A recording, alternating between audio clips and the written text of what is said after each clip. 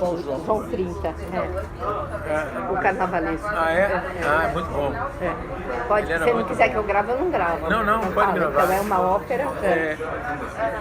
Porque eu acho que assim, os trabalhos não acabam mais. Eu comecei a fazer um trabalho e ele não acaba. Apesar que eu defino igual uma estrutura de ópera, assim, você defina que aquele ali acabou, mas na realidade é como se tivesse depois mais um ato. E aí eu forço que isso se relacione realmente, né? Então, às vezes os trabalhos são compostos de 3, 4 atos. E aí eu ainda pego o finalzinho de uma e emendo com a outra, sabe? Então eu acho que eu estou fazendo um trabalho só desde os anos 87, 88, 89, eu estou fazendo um trabalho só. O primeiro, assim que eu acho que definiu, apareceu várias coisas, né? Mas o primeiro que definiu chamava-se Cruz na América. Foram 4 trabalhos que eu fiz na América, que a relação deles é uma relação pela uma forma imaginária. Você não vê um trabalho do outro, é muito longe. Por exemplo, um fica no Rio Grande do Sul e o outro fica no Acre. O outro fica no Chile e o outro no Ceará. Então, mas eu fecho eles como se fosse um trabalho só. Né? Cada momento desse, se você começar a perceber cada trabalho desse, eles têm uma relação profunda com o outro. Às vezes um responde o outro, às vezes um rebate o outro. Há um pensamento que constrói o trabalho. Né? E é como se fosse um ato mesmo de um. Né? Você, por exemplo, você vai num concerto. Você vai num concerto e assiste um ato. Você pode ir assistir um ato, ir embora para casa, você viu música, né, uma certa relativa, com início, meio e fim, né, acabou, teve aquele ato. Mas se você vê os 4 atos, que também cada ato responde como uma música, né? Inclusive hoje até eu estava vendo na internet, às vezes você vai baixar alguma ópera, às vezes você baixa um ato, baixa o outro, né? Aí tem a ópera inteira, né? Então é muito claro essa sensação de que um ato ele tem um início, ele se fecha, ele já se constitui por si só, né? Então é isso, assim, você pode ver um trabalho e ver ele como uma coisa, mas você pode relacionar com o outro. Então por isso que o trabalho vai ficando complexo. Assim. Opa, é aqui. Legal? Aqui a gente tem um ritualzinho de boas-vindas para todo mundo que pega expresso pela primeira vez, tá legal? Não, mas deixa, a gente está gravando. Tá, obrigada. Tá, obrigado. É uma loucura. É maquiante teu, não sei. Eu acho que eles fizeram. Acho que é porque botaram em Chica Grande, deve ser. Não, parei de vir aqui. Muito chato. Muito chato. É chato. Acho que tem uns 2 anos que eu não. Acho que tinha um ano e pouco que eu não vim aqui. Mas o café é muito bom. Então, e a questão do ato, qual é? Vamos dizer, A questão dessa que última. você começa de um certo jeito a fazer uma relação mais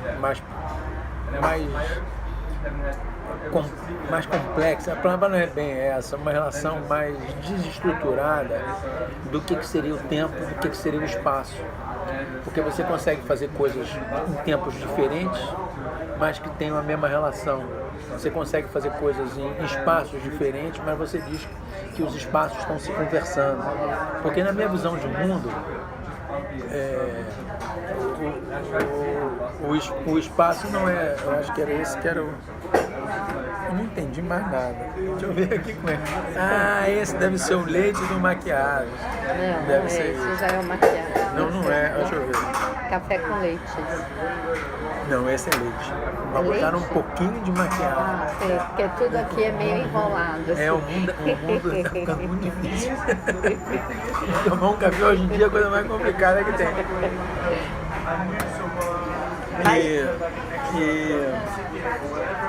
Aí eu consigo. É o tempo e espaço. Eu tenho esse trabalho particularmente é o quarto trabalho de um trabalho que eu considero um pensamento sobre o espaço. O nome do trabalho chama-se Método Poético para Descontrole de Localidade. Eu fiz o primeiro em Portugal, fiz o segundo aqui em São Paulo, fiz o terceiro em Brasília e o quarto é esse. De Brasília teve exposição aqui? Não teve exposição. O de Brasília, praticamente, eu fiz uma série de ações e o trabalho se pulverizou, como se o espaço não tivesse nada. Então, é uma coisa mais ou menos assim. Por exemplo, eu peguei essa cruz na América, aí eu fiz um trabalho depois chamava-se Concerto para Encanto e Anel, que aí eu pego o centro dessa cruz na América, levo para esse outro trabalho, e aí eu faço uma série eu faço 2 exposições e uma série de ação entre essas 2 exposições, mas pegando a coordenada que eu tinha usado no centro. Você entende? Então, quer dizer, tem uma costura que vai... define o lugar assim, o que é uma vontade? Às vezes é aleatório. Esse método poético foi, geralmente eu trabalhava com uma poesia. Eu usava uma poesia. Eu usei uma poesia para cada um. Trabalho que é, né? Eu usei uma poesia para cada um desses trabalhos. Para esse também. Esse também. Mas aonde está a poesia? Esse você está levando, por exemplo. Mas aonde está a poesia desse trabalho? Esse trabalho eu só usei uma vez a poesia. Uma poesia chamada do Mallarmé, que chama-se Um Lance de Dados Jamais Abolirá o Acaso. Essa poesia é muito... Para mim foi muito importante, para o mundo eu acho que é muito importante. Mas não é ela que você tem um trabalho que...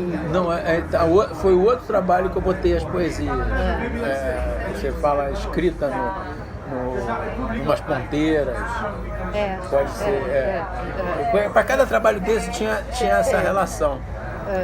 Então esse está relacionado com essa poesia? Com essa poesia. Na realidade, esse trabalho foi idealizado por aí que eu te falei, 87, 88. Ah, esse também? Que legal. Ele era para ser o primeiro. Mas como essa poesia, eu achei ela extremamente importante, eu achei ela muito óbvia, eu acho que eu não tive ainda uma certa maturidade para encarar ela, assim, entende? Porque foi a primeira vez que um poeta começou a escrever poesia solta os versos eram soltos dentro da página. Essa poesia de 1800, ele lançou essa poesia em 1897. E aí são versos soltos dentro da página. E isso não existia. Aí eu acho que Duchamp, que era um cara bibliotecário, extremamente informado, ele leu essa poesia e começou a pensar sobre o acaso e introduziu o acaso, e eu acho que veio dar na arte contemporânea. Então a arte contemporânea eu acho que tem um centro muito em cima dessa poesia. Legal. Você entende? E ao mesmo tempo ela também era o início. Ela aconteceu no início do período moderno. Então ela é como se fosse ela tivesse 2 inícios.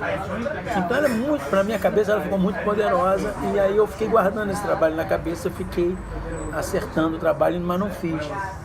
Eu fiz quando eu recebi um convite do Museu Serralves para fazer um trabalho em Portugal. Não no museu, mas em Portugal.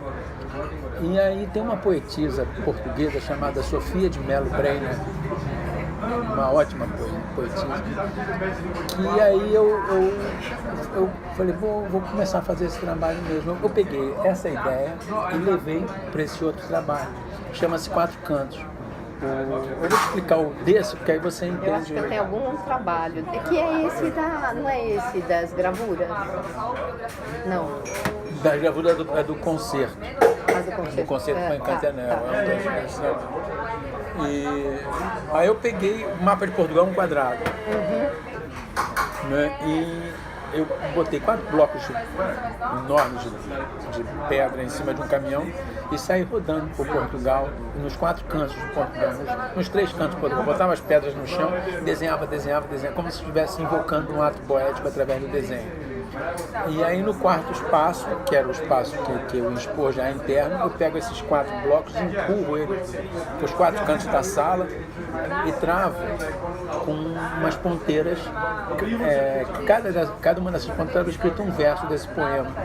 Então era uma ideia de espaço que tinha acontecido lá de fora, espaço que acontecia do lado de dentro, e você tinha uma sensação de que aquelas pedras tinham ido lá para fora, lá para dentro. Era a primeira vez que eu estava mexendo com essa sensação de que o espaço não era... Eu não estava me referindo só àquele espaço que eu estava usando, eu estava me referindo a um espaço que eu tinha impregnado de poesia.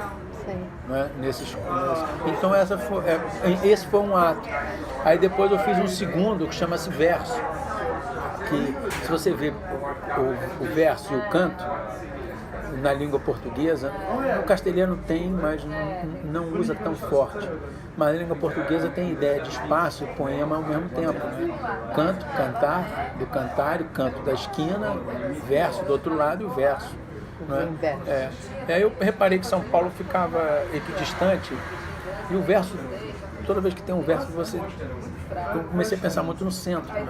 Que são os lugares mais clássicos, né? Os cantos e o centro, e o verso da coisa. Né? São Paulo tem equidistante a duas ilhas mínimas, perdidas, uma no Mar do Atlântico, no Oceano Atlântico, outra no Oceano Pacífico. E que são centros, né? Você vai. Mas essa ilha chega em você ou você vai atrás dela? Me calhou. Eu comecei a pensar sobre a ideia do centro. A ideia do centro. Aí me veio São Paulo. Há muito tempo que eu tinha parado de trabalhar em São Paulo. E aí eu falei, pô, o centro do Brasil é São Paulo. Então, que legal, vou fazer um trabalho para São Paulo, coisa que eu não faço há muito tempo. E aí eu comecei a conviver com a ideia de São Paulo. Aí um dia eu reparei que tem uma linha, São Paulo está aqui tem uma ilha, aqui tem outra ilha, é praticamente nessa escala 200 quilômetros de diferença a distância daqui para aqui, ou seja, numa escala que a gente está lidando com 6 mil quilômetros, 200 quilômetros não é nada. Então eu vi que tinha essa sensação, né, de você... E aí eu fiz o trabalho do verso, que foi essa conversa que você viu na turnê. E aí eu vou para essas ilhas, aí eu pego um poema de um catalão, que chama-se Desmontagem, que é um poema gráfico. Ele pega a letra A e desmonta a letra A, então fica as duas barras, né, e a barrinha menor. Aí eu transformo esse poema dele em um objeto de bronze, vou para essas ilhas, finco, né, porque ela também tinha uma ideia de ponteira, finco elas na ilha, eu fico desenhando até eu senti que eu me impregnei do espaço. Aí depois eu vim para São Paulo, fiz a mesma coisa na galeria, enfiei as ponteiras no espaço. Então, você está entendendo? Ou seja, o espaço... Espero que tenha isso. Gravado, Esse negócio de gravar, tá falando, né? Eu tive a Glória Ferreira, ela me entrevistou, é uma crítica muito legal. É viva? É viva, do Rio. Morou muito em Paris e ela me entrevistou durante 7, 8 anos. A gente acabou fazendo um livro de entrevista dela, então ela gravava, ela ficou me gravando. Gravou não sei quantas horas na época era fita cassete, sabe? Sei. Então eu acostumei com o negócio de ser gravado, sabe? No final já até... Essa história aqui, que é uma das histórias aí que você contou, que eu lembro bem do livro, agora eu já esqueci, mas acho que eu devo ter lido, assim. Mas é engraçado que parece que numa entrevista, quando a pessoa pergunta, ela atrapalha. Acho que agora que eu te soltei, foi melhor. É verdade. Pode ser. Porque a pessoa vai... vai direcionando o pensamento. É muito ruim isso. Às vezes E fala um pouco dos filmes. Não, fala desse desenho. Aí você me perguntou sobre esse trabalho do Mallarmé. E aí eu peguei esse poema. E aí eu idealizei usar o poema. O poema era tão... Eu falei assim, eu vou usar esse poema uma única vez e no início do trabalho. E aí eu fiz um dado de 6 furos todos os lados, número 6 todos os lados. Ou seja, você não teria mais acaso, porque vai dar sempre o número 6. Mas aí eu idealizei jogar ele sobre um mapa mundi. Ou seja, o acaso ia ser aonde ele caísse, e não mais o acaso do número, seria o acaso. E onde ele caísse seria o lugar que eu ia fazer essa invocação. Que na realidade não é mais do que macumba, né? É uma invocação poética. Eu fico ali até me embeber completamente, porque a constância do desenho é entorpecente. Eu não tomo droga nenhuma mais há muitos anos.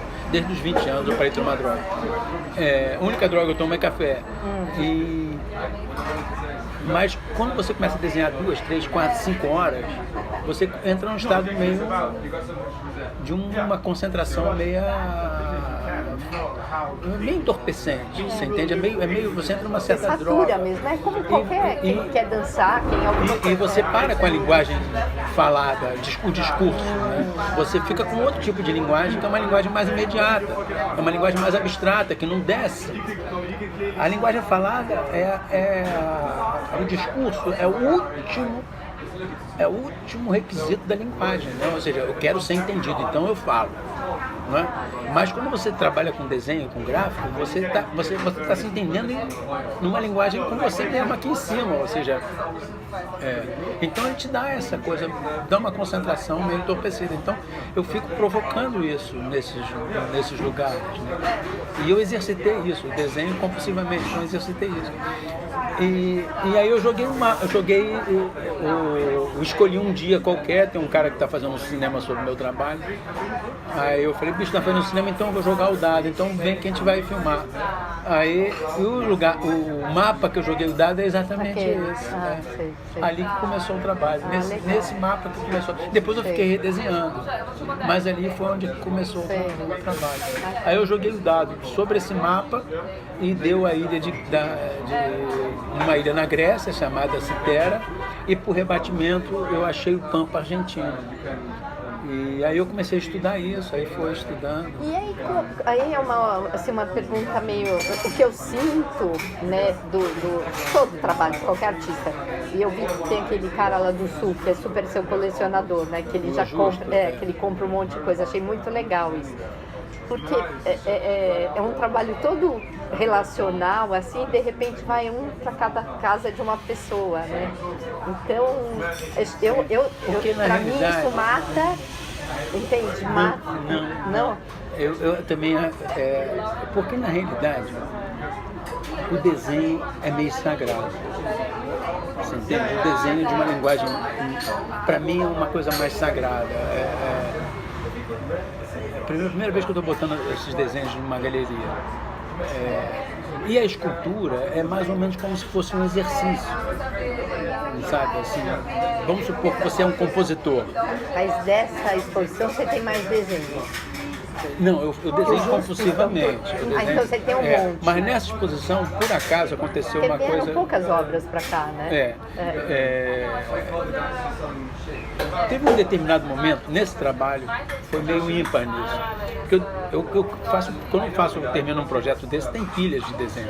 Na época da exposição da Tomi, o verso... Eu vi, então.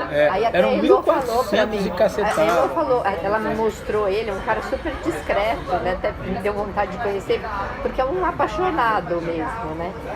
E ela falou, ele é tudo dele, né? Do Justus, né? Na exposição do verso tinha 1.400 desenhos, 1.400 cacetadas. A gente mostrou são os pequenininhos, 100 e poucos. Esse aqui aconteceu o seguinte, que em determinado momento eu separei, se você ver, eles são todos dobrados, porque eles vão dentro de um caderno, eu viajo com eles. Eu separei acho que tem uns 13 ou 14, e esses eu fiquei desenhando o tempo inteiro. Apesar de continuar fazendo aqueles, tem 2 pilhas assim desse projeto, mas esses eu fiquei, por isso que os desenhos são assim, né? Eu não só joguei o dado, mas eu continuei depois a desenhar alguma ideia que me relacionava com aquilo, aquele acontecimento do dado eu desenhava, e coisas que aconteceram, se você perceber, coisas que estão ali, que não estão no trabalho mais, ou seja, foram pequenas ações que eu fiz durante o processo, ou ações que eu achei que ia ser assim, depois eu tive uma ação melhor, eu mudei, mas está tudo como se fosse um pensamento, a construção de um pensamento. Não, o que eu acho é que essa coisa, né, aí entra o mercado e... Não, mas aí, como eu te falei, por exemplo, o desenho eu acho que é uma coisa meio sagrada, assim, porque está o pensamento. Agora, a escultura... Indo, né, agora, assim, a minha ideia era comprar 3, né, um para cada filha. Eu não achei, assim, você teria mais equivalentes? Não, né? O que você trouxe. Olha, eu não sei, eu não sou bom disso, Entendedor, me confesso que fica com o até André, assim. então. Tá. Agora, tem 2 trabalhos ali com a Aliança que eu acho que são da mesma. Só que aí falta o terceiro, né? Ah, é? Eu tenho 3 filhas, né? Então, Não, o mapa e os 2 da Aliança. Então, mas aí fica diferente. O mapa, daí por isso que eu escolhi o mapa pra mim, entendeu? Não, tô só falando, mas vejo com o André. Eu sempre vi os 3 juntos. Ah, de um certo entendi, jeito, eu sempre sei. eu estou te falando isso. Os 2 de Aliança são muito. Mas se você for ver, o do teu mapa também tem Aliança. Tem. São os 3 que tem Aliança. Agora, aquele mapa é ímpar, porque ali começou o trabalho. Ah, não, o que eu fiz. E os outros 2 foram pensamentos já decorrentes disso, que eu já não conseguia mais desenhar naquele ali. Ah, então eu sabia que eu queria te falar uma coisa, aí a gente não quero te atrapalhar. Eu te achei muito mais solto nessa, engraçado, assim. Nas outras exposições, tinha uma coisa de minimalismo, assim. Mesmo o desenho sendo, né, essa história de você pôr o espinho, sabe? Eu achei uma liberdade maior, é engraçado. Assim. Achei sabe? Mais humano, talvez. Não sei se essa palavra. Os espinhos vinham das ponteiras, que já vinham do primeiro vinha do trabalho de Portugal. Mas o espinho, ele é mais forte que uma ponteira. Porque é a rosa, né? É. Eu não sei porque eu comecei a desenhar a rosa, né? A ideia de rosa, o espinho, a pétala. E aí quando eu vi um dos lugares deu Santa Rosa, na Argentina. Então aí fortificou. Eu achei bem mais bom.